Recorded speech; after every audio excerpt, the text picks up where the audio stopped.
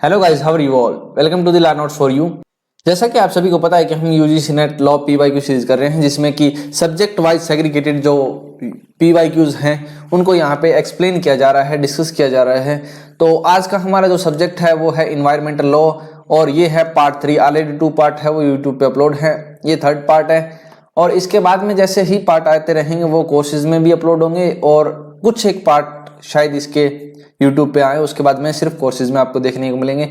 इसके अलावा अगर आप इनकी टेस्ट सीरीज जैसे कि यूजीसी नेट लॉ का एग्जाम होता है एज इट इज वैसे कि वैसे अगर आप अटेम्प्ट करना चाहते हैं तो नीचे डिस्क्रिप्शन में उसका लिंक है, या फिर learn notes for you app है वो डाउनलोड कर लीजिए, जिससे कि आपको जो है एक प्रायर एक्सपीरियंस अपने एग्जाम से पहले है वो मिल सके, और काफी सारी जो गलतियां होती हैं आपके द्वारा ड्यूरिंग द एग्जाम वो ना हो।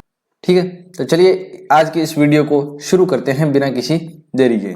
Next question, question number 21।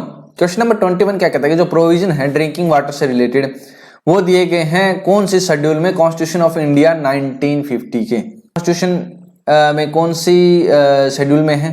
तो अगर हम बात करें शेड्यूल 7 की, तो उसमें यूनियन और स्टेट लिस्ट दी गई है। शेड्यूल 9 की बात करें तो उसमें दिया गया है लैंड रिफॉर्म के बारे में, और शेड्यूल 11 की बात करें तो उसमें दी गई है पंचायत की पावर्स, पंचायत पावर। ठीक है, इसी की जो एंट्री एक है 11, उसमें दिया गया है ड्रिंकिंग वाटर से रिलेटेड प्रोविजंस।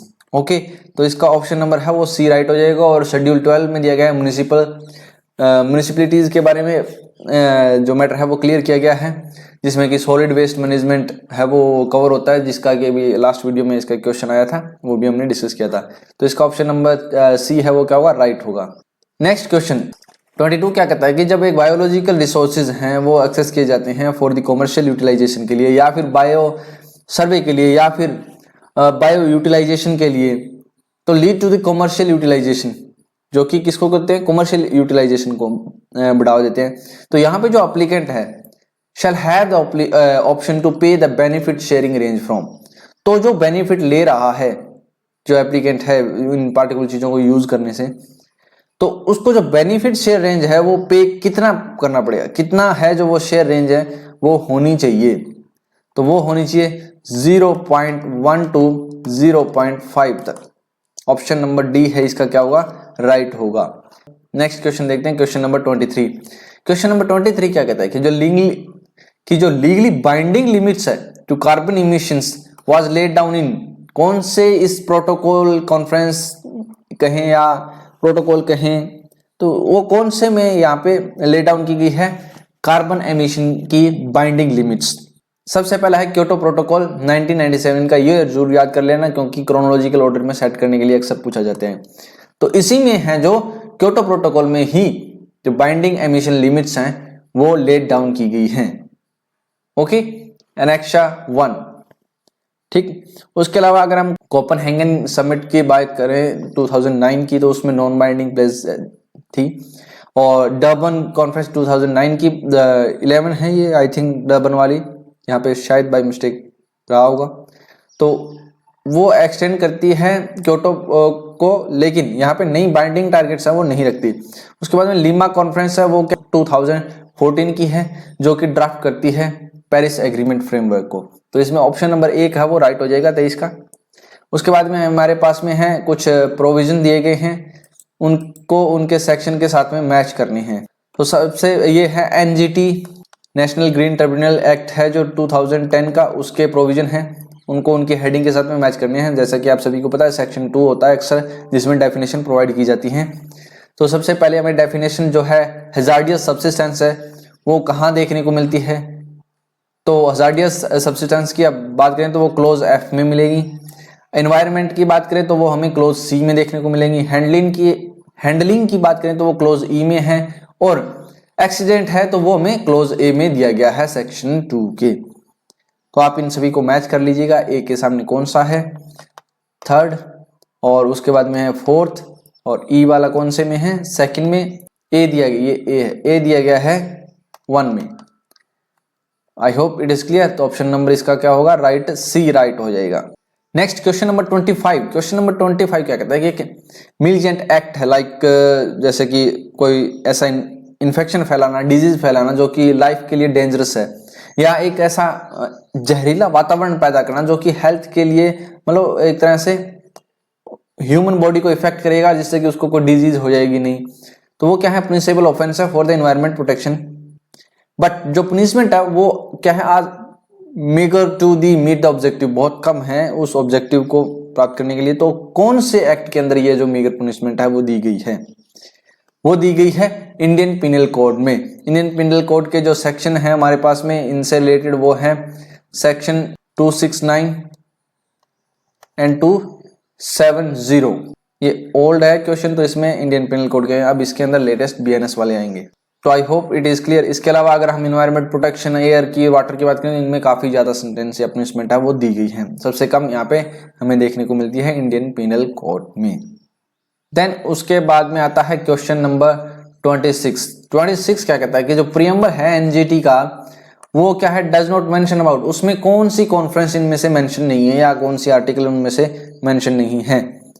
तो जब हम प्रियम्बल देखते हैं तो उसके अंदर मेंशन है, एक तो स्टॉकहोल्म डिक्लेरेशन है 1972 की, उसके बाद में रियो जो कॉन्फ्रेंस है 1992 की वो भी मेंशन है, आर्टिकल 21 है राइट टू लाइफ जिसको कहते हैं वो भी उसमें मेंशन है। लेकिन जोहान्सबर्ग है 2002 की, वो क्या है, एसडीजी पे फोकस करती है, लेकिन एनजीटी के एक्ट के प्रियम्बल में मेंशन नहीं है। तो इसका ऑप्शन नंबर 1 है वो क्या होगा, राइट आंसर होगा।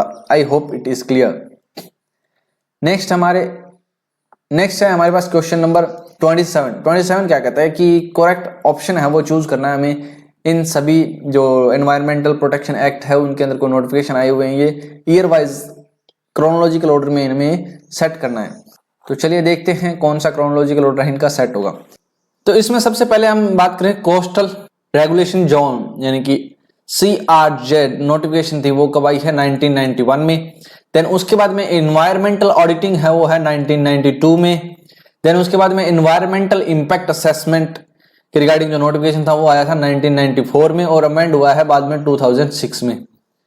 देन अगर हम बात करें dumping and disposal of fly ash की तो वो है 1999। तो ये इसका क्रोनोलॉजिकल ऑर्डर है वो ईयर वाइज सेट होगा। तो ऑप्शन नंबर ए है जो इसका राइट हो जाएगा। चलिए नेक्स्ट क्वेश्चन देखते हैं। उसके बाद में क्वेश्चन नंबर 28। क्वेश्चन नंबर 28 क्या कहता है कि जो सस्टेनेबल डेवलपमेंट गोल्स हैं वो कमिटेड टू प्रोवाइड, क्या क्या चीजें इनमें से सस्टेनेबल डेवलपमेंट गोल्स में दी गई हैं। तो सबसे पहले universal access to affordable, reliable and modern energy services. तो ये हमें देखने को मिलती है SDG 7 में, ठीक है। Improving the share of renewable energy, तो ये भी SDG 7 में है, ठीक। और अगर हम बात करें doubling the energy efficiency by 2030, तो वो हमें देखने को मिलती है आई थिंक SDG 12 में। देन उसके बाद में protection of ocean and wetland, तो अगर हम SDG 14 देखें तो उसमें ओशन के बारे में तो दिया गया है, लेकिन अगर हम बात करें वेटलैंड की तो वो कहीं पे भी उसमें मेंशन नहीं है। तो ये पार्शियली करेक्ट है लेकिन कंप्लीट करेक्ट नहीं है, तो ये रॉन्ग हो जाएगा। तो ABC इसमें राइट होगा। तो ऑप्शन नंबर 1 है वो ए है जो इसका राइट हो जाएगा, करेक्ट आंसर। देन उसके बाद में आता है हमारे पास में क्वेश्चन नंबर 29। क्वेश्चन नंबर 29 क्या कहता है कि right to environment include, right to environment में क्या क्या चीजें इंक्लूड होती है। क्या राइट टू हेल्थ है इसमें? यस, राइट टू हेल्थ है। देन राइट टू सैनिटेशन भी इसमें इंक्लूड है। और राइट टू क्लीन टेक्नोलॉजी, तो ये भी इसमें इंक्लूड है। जैसे कि MC में था, अगर आपको टेक्नोलॉजी डेवलप करनी है तो वो क्लीन होनी चाहिए, इसमें एनवायरनमेंट को किसी भी तरह का नुकसान नहीं होना चाहिए। लेकिन जब हम बात करते हैं राइट टू फ्री स्पीच की, तो वो सेपरेट फंडामेंटल राइट के तौर पर हमें देखने को मिलता है आर्टिकल 19 में। ये एक एनवायरमेंटल राइट के अंदर इंक्लूड नहीं होता। तो इसमें सिर्फ ओनली A, B और C इंक्लूड होते हैं। तो ऑप्शन नंबर 1 है वो क्या हो जाएगा, A है जो राइट हो जाएगा। Then next question number 30। Question number 30 क्या कहता है कि जो पब्लिक हेल्थ है, सैनिटेशन, कंजर्वेंसी है and the solid waste management है, वो इंसर्ट किया गया था शेड्यूल ऑफ द कॉन्स्टिट्यूशन, यानी कि कौन से शेड्यूल में किया गया था और कौन से जो है अमेंडमेंट के थ्रू है जो कॉन्स्टिट्यूशन में ये चीज है वो ऐड की गई है। ये दोनों चीजें आपको हम बताएं। ये है जो अमेंडमेंट है हुआ था 74th अमेंडमेंट 1992 में, जिसके थ्रू जो है एंट्री 6 है वो क्या शेड्यूल 12 में ऐड की गई थी थ्रू दी आर्टिकल 234W में, जिसमें कि public health, sanitation, conservation and solid waste management add किया गया था। तो ये था म्युनिसिपैलिटी का एक कहें रोल या उनका वर्क के अंदर आता है सॉलिड वेस्ट मैनेजमेंट वगैरह सारी चीजें। तो ये 74th अमेंडमेंट के थ्रू ऐड किया गया था। 42nd अमेंडमेंट की बात करें तो वो है 1976 का, जिसमें कि एनवायरनमेंट से रिलेटेड अगर कहें तो डीपीएसपी में जो है आर्टिकल 148A इसमें इंक्लूड किया गया था। और ये जो 73rd अमेंडमेंट है वो उसमें पंचायत से रिलेटेड शेड्यूल है जो 11 है वो यहाँ पे ऐड हुआ था। पंचायत से रिलेटेड इसमें काफी सारी चीजें हैं ऐड की गई थी इस अमेंडमेंट के थ्रू। आई होप कि ये जो है आपको क्लियर है। क्वेश्चन नंबर 30, तो इसका राइट ऑप्शन हो जाएगा डी। तो ये थे आज की इस वीडियो के हमारे नेक्स्ट 10 क्वेश्चंस। आई होप कि आपको इन क्वेश्चंस के साथ साथ में कुछ एक्स्ट्रा मैटर भी है वो सीखने को मिला है। अगर ये वीडियो आपको अच्छी लगी है तो अपने दोस्तों के साथ में शेयर करें और इस चैनल को सब्सक्राइब कर लें ताकि लेटेस्ट अपडेट आप तक पहुंचती रहे। इसके अलावा आप लर्ननोट्स फॉर यू ऐप है वो डाउनलोड कर लीजिए, जहां पर कि आपको ये सभी क्वेश्चन टेस्ट सीरीज फॉर्म में है वो अटेम्प्ट करने को मिलेंगे। या फिर आप नीचे डिस्क्रिप्शन में लिंक है, वहां से डायरेक्टली डेस्कटॉप पे भी एक्सेस कर सकते हो कोर्सेज को, जिससे कि आपको एक रियल एग्जाम का है जो एक्सपीरियंस हो सके। And thanks for watching, keep learning, keep growing.